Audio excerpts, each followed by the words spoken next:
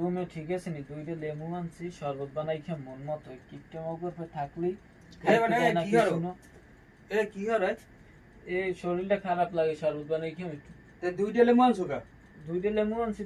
দুইটা দিয়ে খাম শরীর খারাপ লাগে কি বলে দুইটা দিয়ে খাবি? এই দুইটা লেবু দিয়ে তুই শরবত বানিয়ে খাবি? এদিক দে, এই দুইটা লেবু দিয়ে শরবত এই পানি আনছো এই তো দুইটা লেবু দিবি দিয়ে খাম দিয়ে খাবি? কে তুই কি মাগি না আরো কিছু? তুই দুইটা লেবু দিয়ে শরীরটা খারাপ লাগে একটু লেবু দিবি হিন্দি একটু। লেমুর কেজি কত করতে আরো?